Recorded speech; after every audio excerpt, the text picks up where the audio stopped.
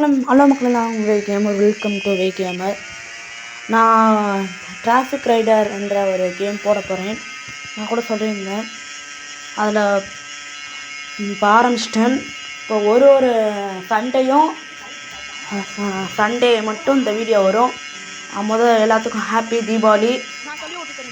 Happy Deepavali வந்து post போட்டிருக்கேன், போய் பார்த்துருங்க. இப்போ இந்த கேமில் என்னன்னா ஒரு நாடாக ஒரு ஊராக அப்படி போக போகிறோம். இப்போ ஒரு இன்ட்ரோ.